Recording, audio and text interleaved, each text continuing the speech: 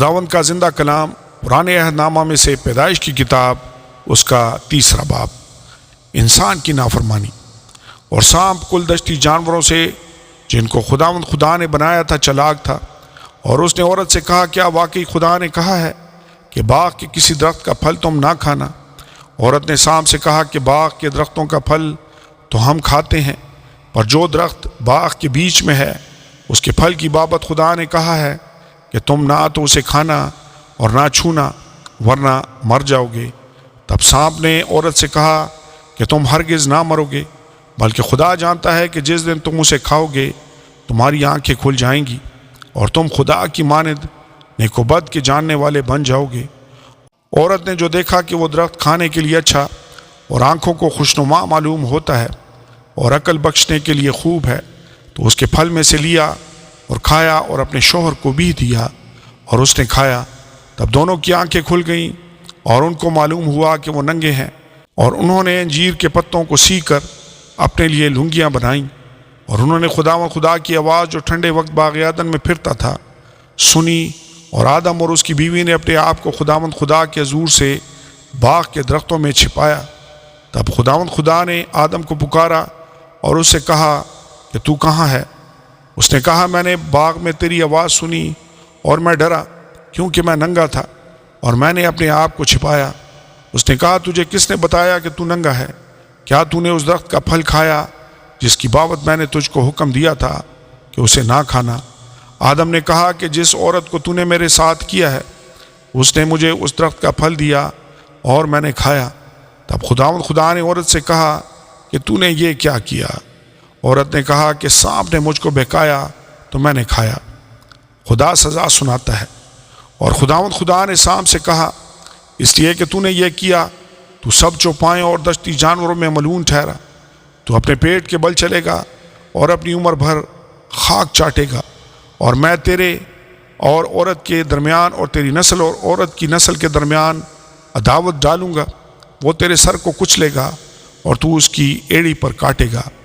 پر اس نے عورت سے کہا کہ میں تیرے درد حمل کو بہت بڑھاؤں گا، تو درد کے ساتھ بچے جنے گی اور تیری رغبت اپنے شوہر کی طرف ہوگی اور وہ تجھ پر حکومت کرے گا۔ اور آدم سے اس نے کہا چونکہ تو نے اپنی بیوی کی بات مانی اور اس درخت کا پھل کھایا جس کی بابت میں نے تجھے حکم دیا تھا کہ اسے نہ کھانا، اس لیے زمین تیرے سبب سے لانتی ہوئی، مشقت کے ساتھ تو اپنی عمر بھر اس کی پیداوار کھائے گا، اور وہ تیرے لیے کانٹے اور اونٹ کٹارے اگائے گی، اور تو کھیت کی سبزی کھائے گا، تو اپنے منہ کے پسینے کی روٹی کھائے گا جب تک کہ زمین میں تو پھر لوٹ نہ جائے، اس لیے کہ تو اس سے نکالا گیا ہے، کیونکہ تو خاک ہے اور خاک میں پھر لوٹ جائے گا۔ اور آدم نے اپنی بیوی کا نام ہوا رکھا اس لیے کہ وہ سب زندوں کی ماں ہے۔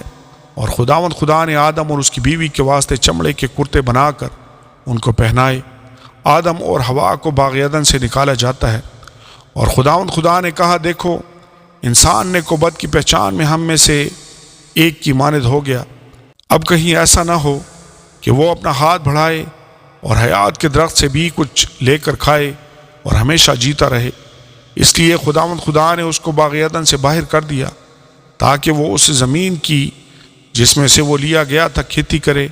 چنانچہ اس نے آدم کو نکال دیا اور باغ عدن کے مشرق کی طرف کروبیوں کو اور چوگرد گھومنے والی شعلہ زن تلوار کو رکھا کہ وہ زندگی کے درخت کی راہ کی حفاظت کریں۔ آمین اور آمین۔ پرانے عہد نامہ میں سے پیدائش کی کتاب اس کا 4 باب، قائن اور ہابل۔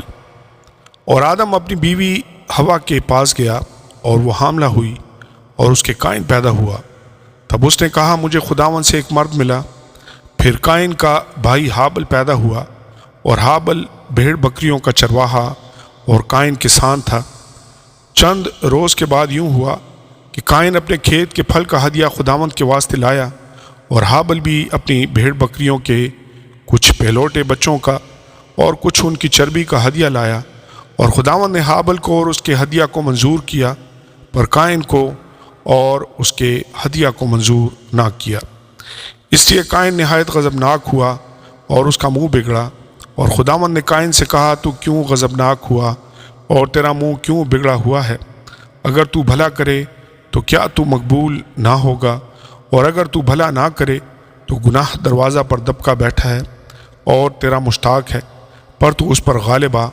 اور قائن نے اپنے بھائی ہابل کو کچھ کہا، اور جب وہ دونوں کھیت میں تھے تو یوں ہوا کہ قائن نے اپنے بھائی ہابل پر حملہ کیا اور اسے قتل کر ڈالا۔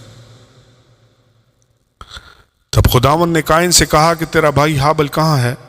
اس نے کہا مجھے معلوم نہیں، کیا میں اپنے بھائی کا محافظ ہوں؟ پھر اس نے کہا کہ تو نے یہ کیا کیا؟ تیرے بھائی کا خون زمین سے مجھ کو پکارتا ہے، اور اب تو زمین کی طرف سے لانتی ہوا جس نے اپنا منہ پسارا کہ تیرے ہاتھ سے تیرے بھائی کا خون لے۔ جب تو زمین کو جوتے گا تو وہ اب تجھے اپنی پیداوار نہ دے گی، اور زمین پر تو خانہ خراب اور آوارہ ہوگا۔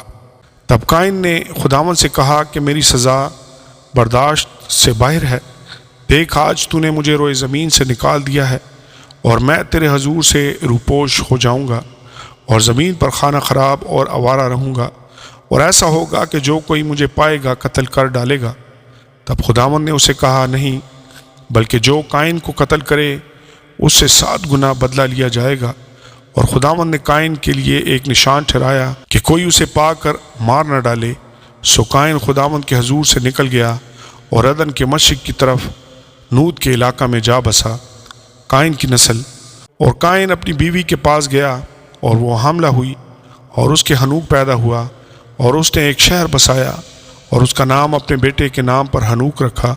اور حنوک سے ایراد پیدا ہوا، اور ایراد سے مہویائیل پیدا ہوا، اور مہویائیل سے متوسائل پیدا ہوا، اور متوسائل سے لمک پیدا ہوا۔ اور لمک 2 عورتیں بیاہ لایا، ایک کا نام ادا اور دوسری کا نام ضلع تھا۔ اور ادا کے یابل پیدا ہوا، وہ ان کا باپ تھا جو خیموں میں رہتے اور جانور پالتے ہیں۔ اور اس کے بھائی کا نام یوبل تھا، وہ بین اور بانسلی بجانے والوں کا باپ تھا۔ اور ضلع کے بھی تو بلقائن پیدا ہوا، جو پیتل اور لوہے کے سب تیز ہتھیاروں کا بنانے والا تھا۔ اور راما تو بلقائن کی بہن تھی۔ اور لمک نے اپنی بیویوں سے کہا کہ اے ادا اور ضلع میری بات سنو، اے لمک کی بیویوں میرے سخن پر کان لگاؤ۔ میں نے ایک مرد کو جس نے مجھے زخمی کیا مار ڈالا، اور ایک جوان کو جس نے میرے چوٹ لگائی قتل کر ڈالا۔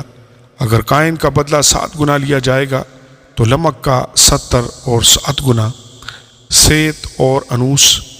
اور آدم پھر اپنی بیوی کے پاس گیا، اور اس کے ایک اور بیٹا پیدا ہوا، اور اس کا نام سیت رکھا۔ اور وہ کہنے لگی کہ خدا نے ہابل کے عوض جس کو قائن نے قتل کیا مجھے دوسرا فرزند دیا۔ اور سیت کے ہاں بھی ایک بیٹا پیدا ہوا جس کا نام اس نے انوس رکھا۔ اس وقت سے لوگ یہوہ کا نام لے کر دعا کرنے لگے، آمین اور آمین۔